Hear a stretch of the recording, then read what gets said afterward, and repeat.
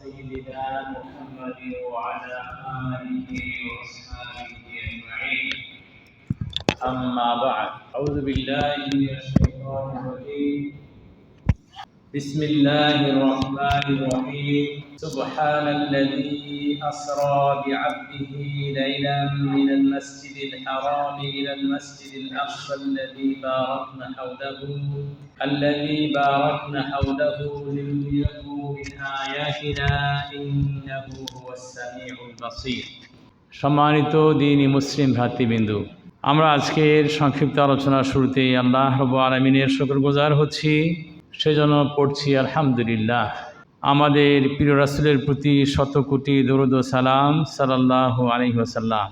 সম্মানিত ভাইয়েরা আমার, আজকে বা এই সময়ে আমরা যারা পৃথিবীতে বসবাস করছি, তারা জ্ঞান বিজ্ঞান এবং প্রযুক্তির বিশাল সমাহার লক্ষ্য করছি আমরা। একটা সময় ছিল মানুষ কল্পনাই করতে পারত না যে 5 মাইল 10 মাইল দূরের মানুষের সঙ্গে কথা বলা যায়, কিন্তু এখন মানুষ কথা বলে। 5 মাইল 2 মাইল কেন, 5000 মাইল দূরের মানুষের সাথে কথা বলে মানুষ। একটা সময় মানুষ ভাবতেই পারে নাই ভিন্ন গ্রামে থাকা একজন মানুষকে দেখা যায়, কিন্তু এখন আল্লাহু আকবার, দূর থেকে দূরতম দেশে, এক দেশ থেকে আরেক দেশে দেখা যায়, মানুষ দেখতে পায়।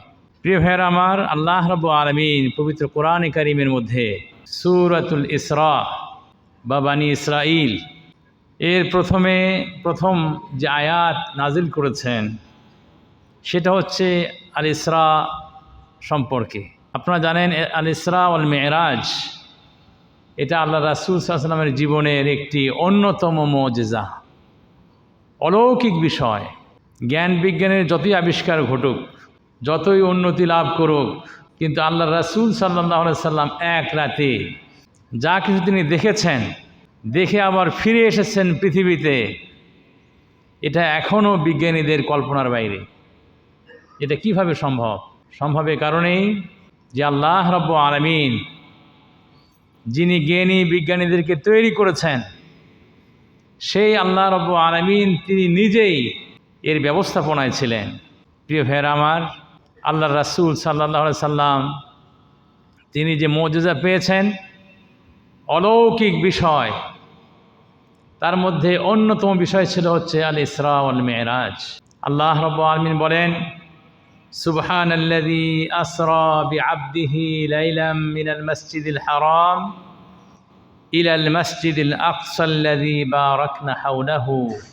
পবিত্র সেই সত্তা যিনি তার বান্দাকে রাতের একটা অংশে মসজিদে হারাম থেকে নিয়ে মসজিদুল আকসা পর্যন্ত রাতের ভ্রমণ করিয়েছিলেন।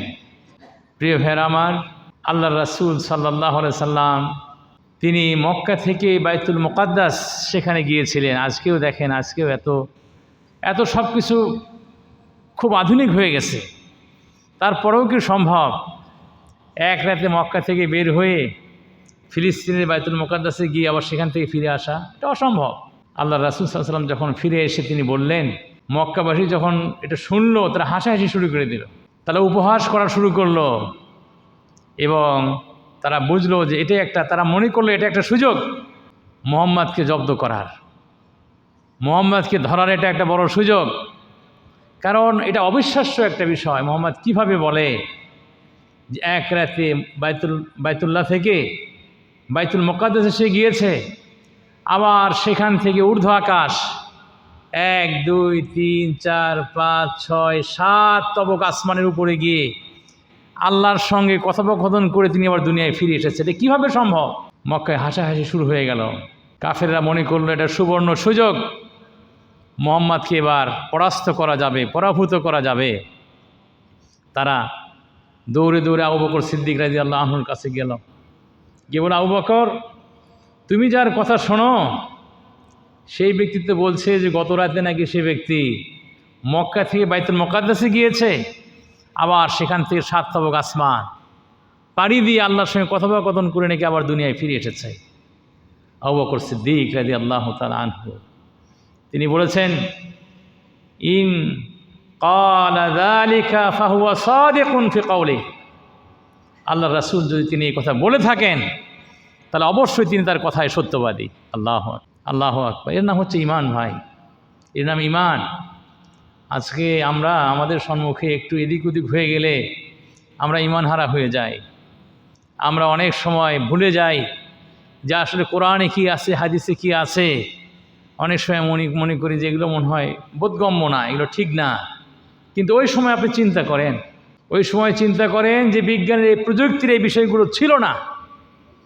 কিন্তু আবু বকর রাদিয়াল্লাহু আনহু তিনি বলেছেন, যদি আল্লাহ রাসূল যদি এটা বলে থাকেন, তার মুখ থেকে যদি এটা বের হয়ে থাকে, তিনি সত্য কথা বলেছেন, তিনি মিথ্যা বলেন নাই। আল্লাহু আকবার। ভাইয়েরা আমার, বিষয়টা আসছে এভাবে, হাদিসে বর্ণিত হয়েছে, বুখারীতে বর্ণিত হয়েছে, মুসলিমে বর্ণিত হয়েছে বেশ কিছু হাদিস। তার মধ্যে আমি আনাস বিন মালিক রাদিয়াল্লাহু আনহু কর্তৃক বর্ণিত সেই হাদিসটি আপনাদের সম্মুখে শুধুমাত্র তুলে ধরছি। আনাস বিন মালিক রাদিয়াল্লাহু তাআলা আনহু তিনি বলেন, আন্না রাসূলুল্লাহ সাল্লাল্লাহু আলাইহি সাল্লাম قال, আল্লাহ রাসূল সাল্লাল্লাহু আলাইহি সাল্লাম তিনি বলেন, উতিতু বিল বুরাক, আমার কাছে বোরাক নিয়ে আসা হলো। বোরাক কি? বোরাক ওয়া হুয়া দাব্বাতুন আবিয়াদ তাবিলুন ফাওকাল হিমারি ওয়া দুনাল বগল। সেটা হচ্ছে, বোরাক এমন একটা জন্তু, সেটা গাধার চেয়ে একটু বড়, আর বগল মানে খচ্চরের চেয়ে একটু ছোট, কিন্তু খুব গতি ছিল তার প্রচণ্ড ক্ষিপ্র। কীরকম? ইয়াদাউ হাফিরাহু ইনদা মুনতাহা তারাফিহি, তার এক পা থেকে আরেক পা রাখতো, দৃষ্টি যত দূর যায়, মুনতাহা তারাফি, দৃষ্টি যত দূর যায়, একদম দৃষ্টির শেষকে ছেটে গিয়ে সে একটা পা রাখত, আবার এভাবে সে আরেক পা ফেলে এইরকমভাবে পা রাখত। এইভাবে বোরাকের উপরে করে তাকে নিয়ে যাওয়া হলো। আপনারা জানেন যে আল্লাহ রাসূল সাল্লাল্লাহু আলাইহি সাল্লামকে নেওয়ার জন্য আল্লাহ রাব্বুল আলামিন যাকে পাঠিয়েছিলেন তিনি হলেন সাইয়্যিদুল মালাইকা, ফেরেশতাদের সর্দার। তাকে পাঠিয়েছিলেন, জিবরাইল আমিনকে পাঠিয়েছিলেন আল্লাহ রাব্বুল আলামিন। জিবরাইল আমিন এসেছেন, আল্লাহ রাসূল সাল্লাল্লাহু আলাইহি সাল্লামকে বলেছেন, হে নবী, হে রাসূল, আল্লাহ রাব্বুল আলামিন আপনার জন্য করে এই ভ্রমণের ব্যবস্থা করেছেন। এই দাব্বা, এই বরাক, এর ওপরে আপনি চড়ুন, এর ওপরে আপনি ওঠেন। আল্লাহ রাসূল সাল্লাল্লাহু আলাইহি সাল্লাম বোরাকের উপরে চড়েছেন। এরপরে এই বোরাকের উপরে আরোহণ করে মক্কা থেকে তিনি চলে গেছেন সেই বাইতুল মুকাদ্দাসে। এরপরে কাল ফারাবাতুহু বিল হালাকাতিল্লাতী ইয়ারবিতু বিহাল আম্বিয়া, নবী রাসূলগণ তারা যখন পৃথিবী এসেছিলেন, আল্লাহ রাব্বুল আলামিন যখন তাদেরকে হিজরত করতে বলেছিলেন ওই ফিলিস্তিনে, তারা হিজরত করতে গিয়ে বা হিজরত করার পরে যে খুঁটির সঙ্গে তাদের যানবাহন বাঁধতেন, আল্লাহ রাসূল সাল্লাল্লাহু আলাইহি সাল্লাম বলেন যে আমিও ফারাবাতুহু বিল হালাকা, আমিও সেই হালাকার সঙ্গে আমি এটাকে বাঁধলাম, এই বোরাককে আমি কি বেঁধে দিলাম। এরপর আল্লাহ রাসূল সাল্লাল্লাহু আলাইহি ওয়াসাল্লাম বলেন, সুম্মা দাখালতুল মসজিদ, এরপরে আমি বাইতুল মুকাদ্দাসের মসজিদুল আকসা, সেখানে আমি প্রবেশ করলাম। ফাসাল্লাইতু ফীহি রাকআতাইন, আমি সেখানে 2 রাকাত নামাজ পড়লাম। 2 রাকাত নামাজ পড়লেন কাদেরকে নিয়ে? আল্লাহু আকবার। আল্লাহ রাব্বুল আলামিন সেখানে জমা করে দিয়েছেন যত নবী রাসূল পৃথিবীতে এসেছেন সবাইকে আল্লাহ রাব্বুল আলামিন ওই বাইতুল মুকাদ্দাসে জমা করে দিয়েছেন। আল্লাহ রাসূল সাল্লাল্লাহু আলাইহি সাল্লাম ইমামতি করলেন। তার মানে আল্লাহ রাব্বুল আলামিন বুঝিয়ে দিলেন, হে নবী, হে রাসূল, সমস্ত নবী রাসূলদের উপরে আপনার মর্যাদা রয়েছে, আপনার সম্মান রয়েছে। আল্লাহ রাসূল সাল্লাম তিনি ইমামতি করলেন।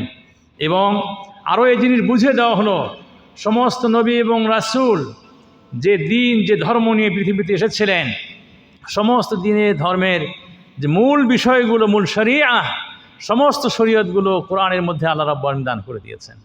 এবং সমস্ত নবী রাসূলরা যে উত্তম আখলাক চরিত্র নিয়ে এসেছিলেন, সমস্ত কিছু আল্লাহ রাব্বুল আলামিন আল্লাহ রাসূলের ভিতরে দিয়ে দিয়েছেন। আল্লাহু আকবার। এজন্য করে আল্লাহ রাসূলের আগমনের পরে, আল্লাহ রাসূলের নিয়ে আসা শরীয়তকে পাওয়ার পরে অন্য শরীয়ত মানা, অন্য রাসূলকে মানা, অন্য নবীকে মানা কারোর জন্য কোনোভাবেই বৈধ নয়। প্রিয় ভাইয়ের আমার, আল্লাহ রাসূল সাল্লাল্লাহু আলাইহি সাল্লাম তিনি অন্য একটা হাদিসে বলেছেন এভাবে, বুখারীতে এসেছে, বাইনামা আনা ফিল হাতিম ওয়া রুব্বামা ক্বালা ফিল হিজর। আর রাসূল বলেন যে আমি রাতের বেলায় ওই হাতিমে, কাবা ঘরের হাতিম চেনেন না? কাবা ঘরের যে দেয়াল আছে, দেয়াল ছাড়াও একটা জায়গা আছে না, প্রাচীর দেওয়া, এটাকে বলা হয় হাতিম। জি, আসলে এই হাতিম সহই আগে কাবা ঘর ছিল, কিন্তু সবশেষে কুরাইশরা যখন এই কাবা ঘর পুনর্নির্মাণ করেন, তখন তাদের খরচ কমানোর জন্য করে তারা হাতিমের জায়গাটা তাকে ছেড়ে দিয়ে এই চার কোণা বিশিষ্ট কাবা ঘর তারা নির্মাণ করে। আল্লাহ রাসূল সাল্লাল্লাহু আলাইহি ওয়াসাল্লাম বলেছেন, এই জন্য যদি আমার উম্মতের মধ্যে ফিতনা সৃষ্টি না হতো, তাহলে কাবা ঘর আগে যেভাবে ছিল আমি সেভাবেই তৈরি করতাম, কিন্তু শুধু উম্মতের মধ্যে ফিতনা হবে এই জন্য আল্লাহ রাসূল সাল্লাল্লাহু আলাইহি ওয়াসাল্লাম ওভাবে ছেড়ে দিয়েছেন। কিন্তু হাতিমটাও কাবা ঘরের কি অংশ, হাতিমটা কাবা ঘরের অংশ। আল্লাহ রাসূল বলেন, আমি ওই হাতিমের মধ্যে শুয়েছিলাম অথবা হেজরের মধ্যে শুয়েছিলাম, চিত হয়ে শুয়েছিলাম, এরকম অবস্থায় আতানি আতিন, একজন আগন্তুক তিনি আসলেন, ফাশাক্কা, এবং তিনি আমার বুকটাকে চিড়ে দিলেন। তাহলে আল্লাহ রাসূল সাল্লাল্লাহু আলাইহি ওয়াসাল্লামের আগমনের পূর্বে, আল্লাহ রাসূল সাল্লাল্লাহু আলাইহি ওয়াসাল্লামের আগমনের মানে সফরের পূর্বে আল্লাহ রাব্বুল তার বুকটা কী করেছেন? চিড়েছেন। আল্লাহু আকবার। এটা লম্বা চওড়া হাদিস। উতিয়া বিতস্তেন, যে স্বর্ণে একটা পাত্র নিয়ে আসা হলো, সেখানে জমজমের পানি আছে, আল্লাহ রাসূল সাল্লাল্লাহু আলাইহি ওয়াসাল্লামের বুকটা চিড়ে সব কিছু বের করা হলো, সেখানে ধোয়া হলো, দিয়ে আবার সেটাকে পুনঃস্থাপন করা হলো।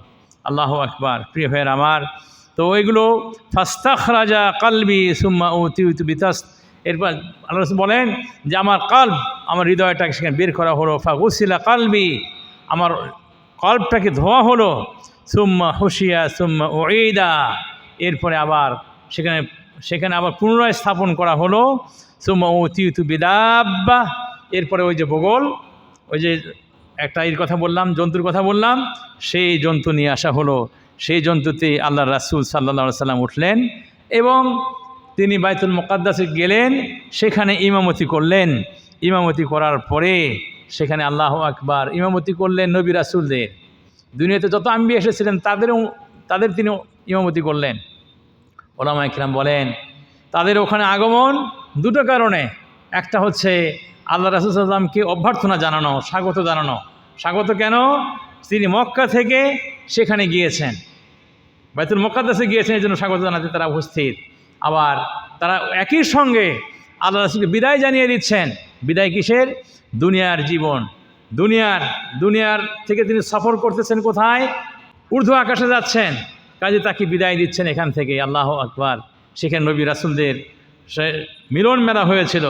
প্রিয় ভাইয়ের আমার, এখান থেকে আল্লাহ রাসূল সাল্লাল্লাহু আলাইহি ওয়াসাল্লাম তিনি ঊর্ধ্ব আকাশে গমন করা শুরু করলেন, যাওয়া শুরু করলেন। জি, ফালাম্মা খাল্লাস্তু ফাইদা ফিহা আদম, যখন আমি প্রথম আকাশে আসলাম, প্রথম আকাশে আসার পরে সেখানে আমাকে জিজ্ঞাসা করা হলো, বলা হলো মান হাদা। জিবরাইল আমিন যখন বললেন যে প্রথম আসমানের দরজা খুলে দাও, তখন বলা হলো মান হাদা, কে এটা, কে দরজা খুলতে বলে? ক্বালা জিবরিল, জিবরাইল আমিন বললেন যে আমি জিবরিল। কিল ওমান মা'আক, এরপরে বলা হলো যে তোমার সাথে কে? জিবরিল তোমার সাথে কে? ক্বালা মুহাম্মদ, জিবরাইল আলাইহিস সালাম বললেন যে আমার সাথে মুহাম্মদ সাল্লাল্লাহু আলাইহি সাল্লাম। এরপরে বলা হলো যে ওয়াকাদ উরসিলা ইলাইহি, যে মুহাম্মদকে কি রাসূল হিসেবে দুনিয়াতে প্রেরণ করা হয়েছে? ক্বালা নাম, জিবরাইল আলাইহিস সালাম বলেন যে হ্যাঁ, মুহাম্মদ সাল্লাল্লাহু আলাইহি সাল্লামকে দুনিয়াতে রাসূল হিসেবে প্রেরণ করা হয়েছে। কিল মারহাবাম বিহি ফানি'মাল মাজি, এরপরে বলা হলো যে স্বাগতম, এবং যে এসেছে অত্যন্ত ভালো আগন্তুক এখানে আগমন করেছে। এরপরে তার জন্য করে প্রথম আসমান খুলে দেওয়া হলো।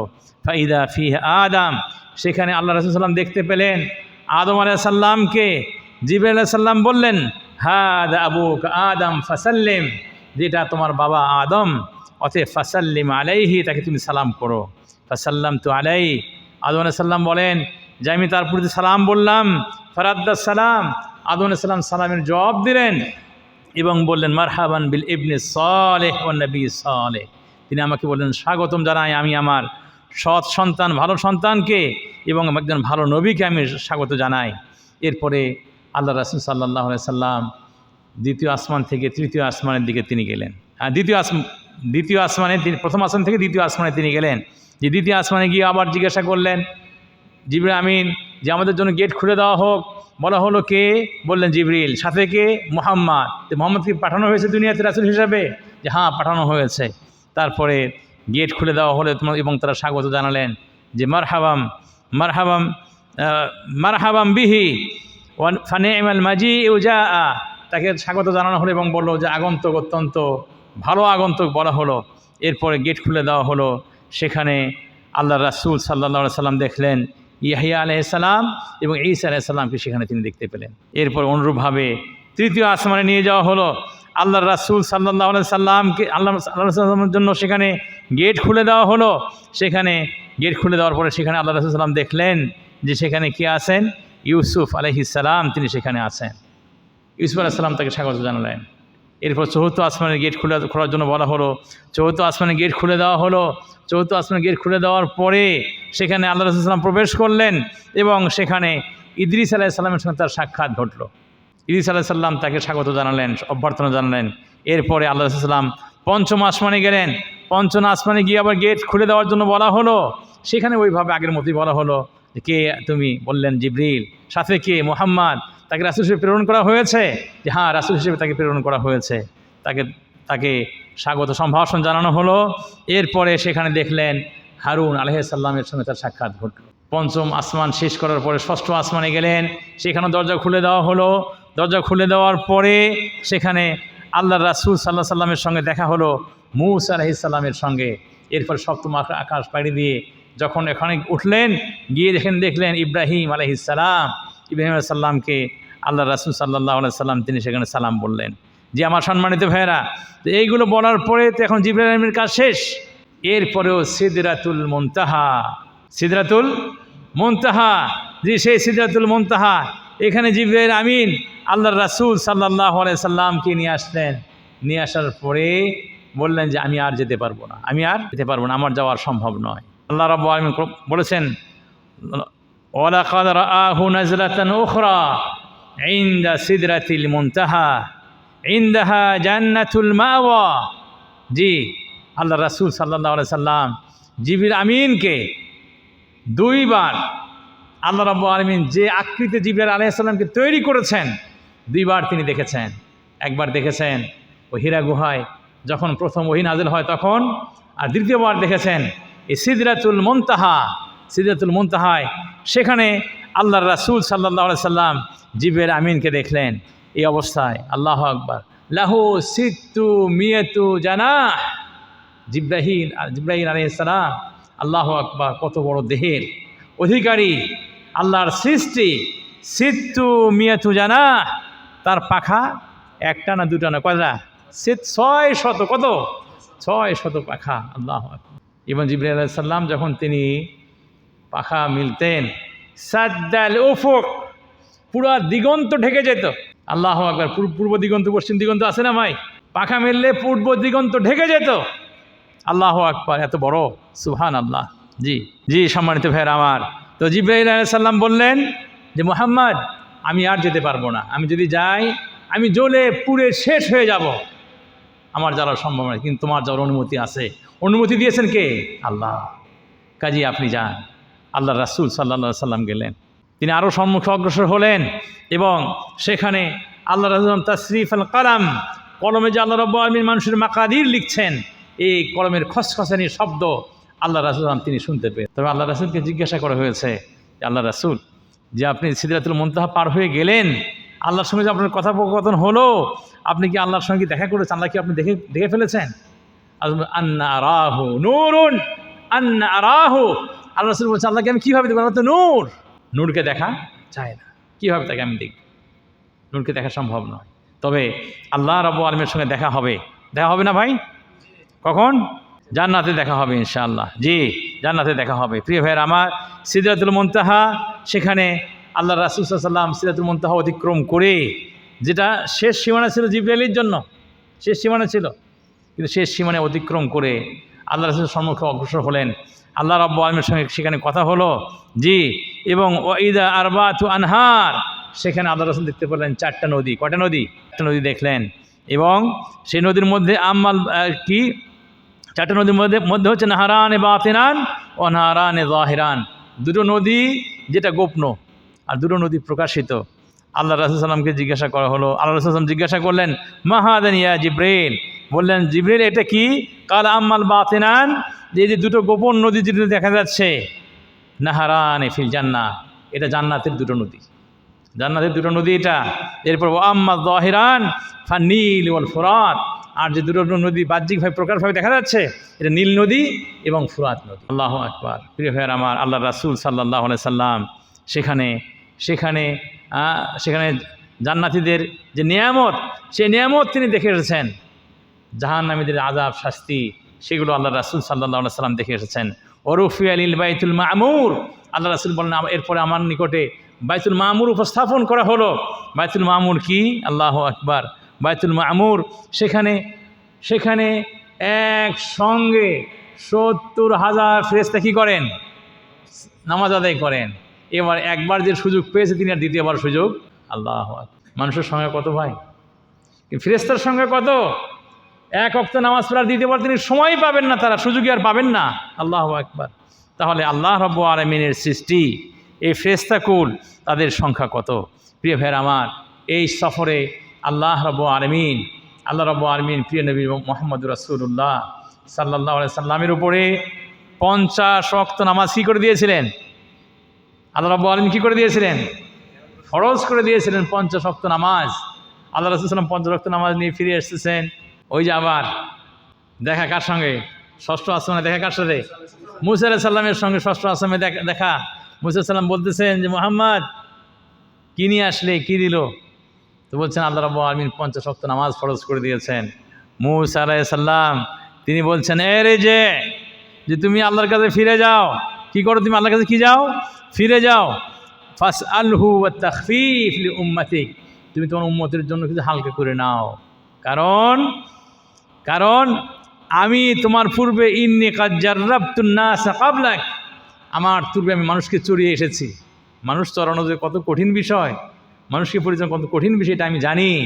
মানুষ সহজে কথা শুনবে না। 50 ওয়াক্ত নামাজ অনেক বেশি হয়ে যাবে, ফিরে যাও। আল্লাহ রাসূল সাল্লাল্লাহু আলাইহি ওয়াসাল্লাম তিনি ফিরে গেলেন।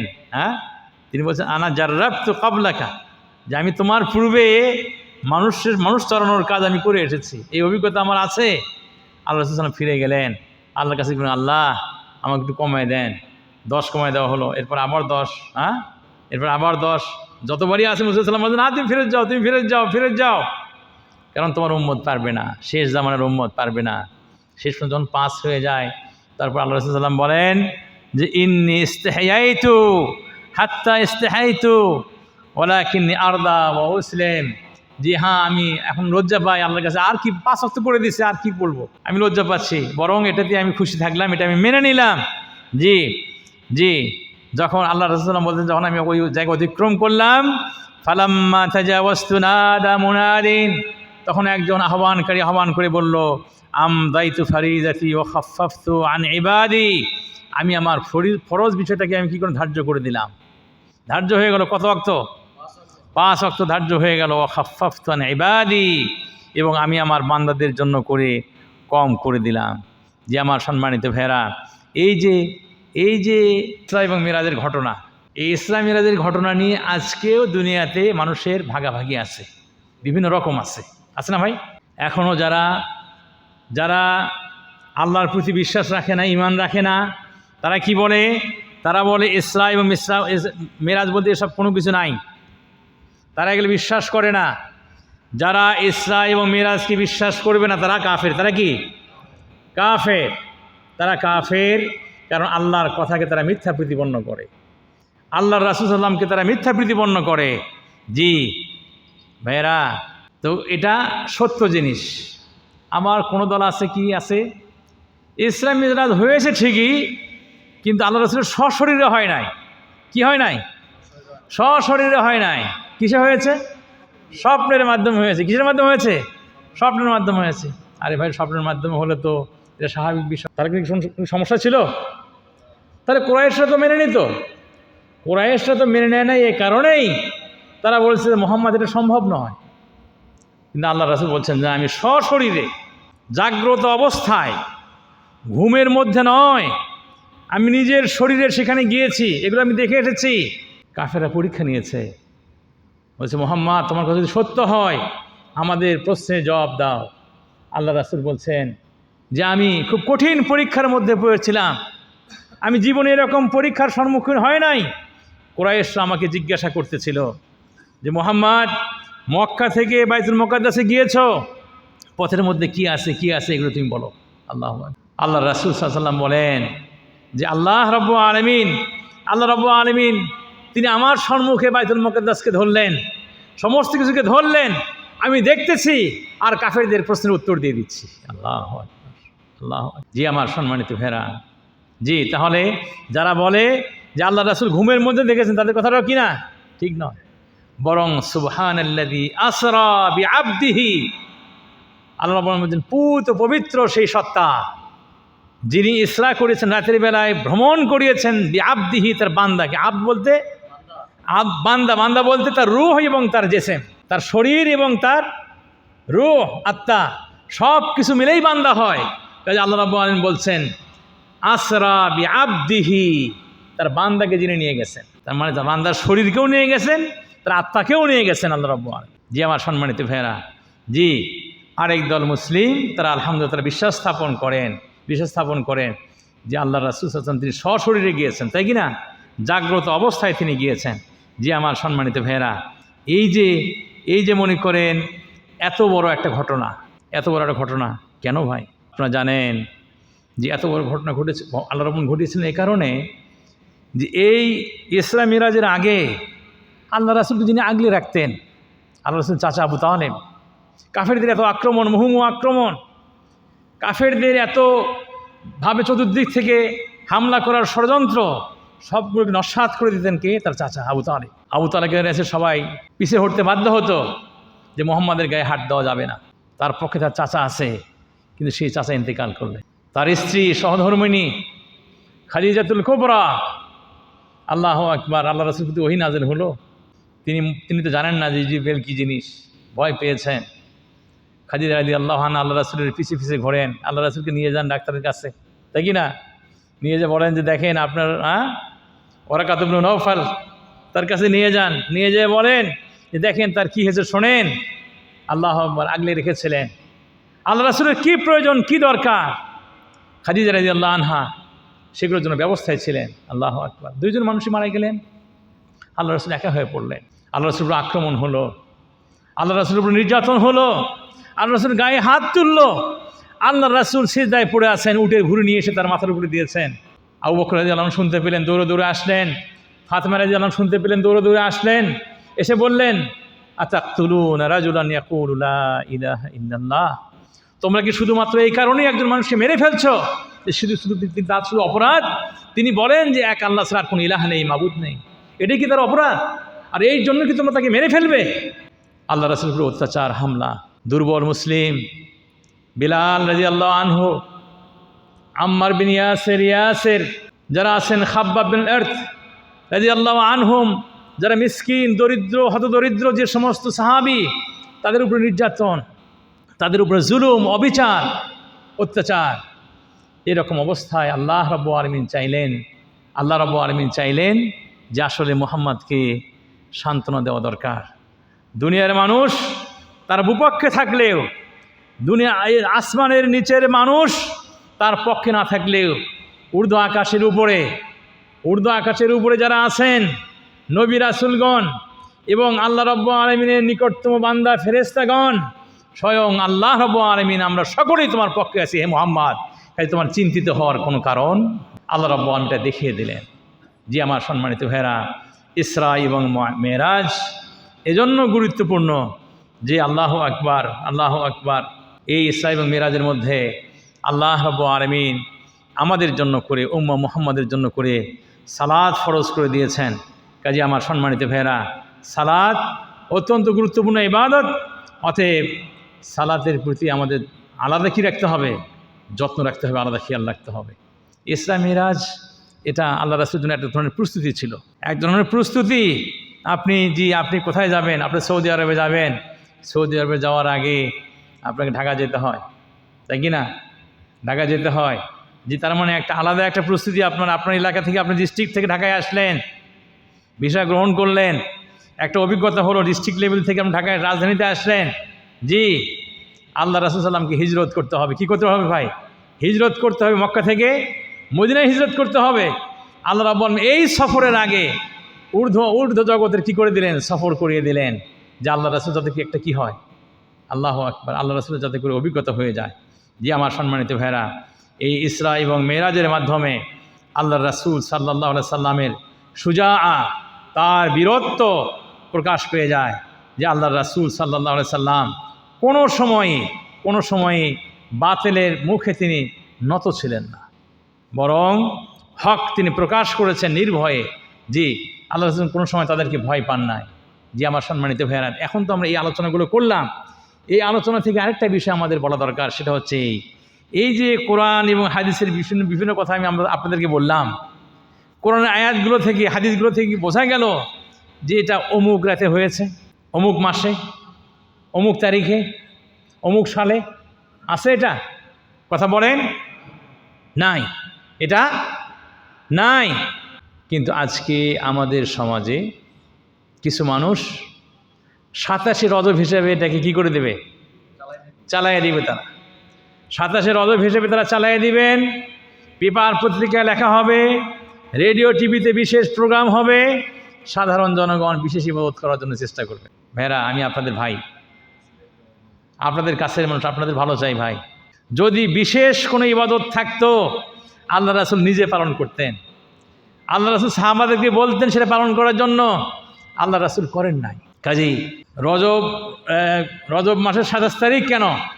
যদি কেউ খুঁজে যদি আর কি পেয়েও যায় যে লাইলাতুল ইসরা ওয়াল মেরাজ কোন রাত, এটা যদি কেউ পেয়েও যায়, সেই রাতেও বিশেষ কোনো ইবাদত করার সুযোগ না, কোনো রোজা না, কোনো সালাত না, কোনো দান দক্ষিণা, কোনো কিছুই এখানে নাই। প্রিয় ভাইয়ের আমার, আপনি একটা কথা শুনে নেন পরিষ্কারভাবে, ইসরা এবং মেরাজের দিন করে এটা তো দূরের কথা, কোন মাসে হয়েছে এটাও মানুষ নিশ্চিতভাবে বলতে পারে না, কোন মাসে হয়েছে এটাও নিশ্চিতভাবে বলতে পারে না, এমনকি কোন সনে হয়েছে এটাও বলতে পারে না কেউ। আমি বড় নাকি সিরাত ইবনে হিশাম তারা বড়, ইবনে কাসির ঐতিহাসিক ইবনে কাসির তারা বড়। ঐতিহাসিক ইবনে কাসির রাহিমাহুল্লাহ তিনি বলছেন এই ব্যাপারে 15টা কথা আছে। কয়টা কথা? 15টা কথা। এই সময় আল্লাহু আকবার। কেউ বলছেন 5টা কথা আছে। এটা আপনি কোনটা ধরবেন ভাই? কেউ নিশ্চিতভাবে বলতে পারে না যে রজব মাসে হয়েছে বা রজব মাসের 27 তারিখে হয়েছে, এটা কেউ নিশ্চিত নয়। এটা আসলে আল্লাহ রাব্বুল আলামিনের ইচ্ছা। আল্লাহ রাব্বুল আলামিন এটা কি মানুষ এভাবে নিশ্চিতভাবে জানুক, এটা হয়তো আল্লাহ রাব্বুল আলামিনই চান নাই, এটা প্রয়োজন নাই। কিন্তু ইসরা মিরাজ সংগঠিত হয়েছে, এর মধ্যে কোনো সন্দেহ নাই। কিন্তু ইসরা মিরাজকে সামনে রেখে কোনো দিবস পালন করা, কোনো দিবসকে কেন্দ্র করে বিশেষ কোনো ইবাদত করা, এই নিয়ম দ্বীনে ইসলামের মধ্যে নাই। আল্লাহর কাছে আমাদের দোয়া, আল্লাহর কাছে আমাদের প্রার্থনা, আল্লাহ রাব্বুল আলামিন ইসরা এবং মেরাজের যে শিক্ষা, এই শিক্ষাগুলো থেকে আমাদেরকে শিক্ষিত হওয়ার তৌফিক দান করেন, বিশেষ করে আমাদের ঈমানকে মজবুত করার তৌফিক দান করেন। জি, আর ইসরা মিরাজ সম্পর্কিত যে সমস্ত বেদাত প্রচলিত আছে আমাদের সমাজে, আমাদের দেশে, এই সময় বেদাত থেকে আমাদেরকে সাবধান হওয়ার জন্য তৌফিক দান করে। দেখেন আলহামদুলিল্লাহ, মক্কা মদিনায়, সৌদি আরবে মিরাজ দিবস পালন করে না, তাই কি না? মিরাজ দিবস নাই এদেশে, মিরাজ দিবস পালন করে না, কিন্তু মিরাজ দিবস পালন করে আমাদের দেশের লোকজন। জি আমার সম্মানিত ভাইয়েরা, আমাদের সাবধান হওয়া দরকার, আমাদের হুঁশিয়ার হওয়া দরকার, আমাদের সজাগ হওয়া দরকার। আপনার ইসলামটাকে আপনি বুঝে নেন, আপনার ইবাদতটাকে আপনি বুঝে নেন ভাই। কীভাবে ইবাদত করলে আল্লাহ রাব্বুল আলামিন আপনার উপরে খুশি হবেন, রাজি হবেন, এটা আপনি শিখে নেন। আল্লাহ রাব্বুল আলামিন আপনাদের আমাদের সকলকে জানার তৌফিক দান করুন। আকুলু কওলি হাযা ওয়া আস্তাগফিরুল্লাহ লি ওয়া লাকুম ওয়া লিসাইরিল মুসলিমিন। সুবহানা রাব্বিকা রাব্বিল ইজ্জাতি আম্মা ইয়াসিফুন ওয়া সালামুন আলাল মুরসালিন ওয়াল হামদুলিল্লাহি রাব্বিল আলামিন।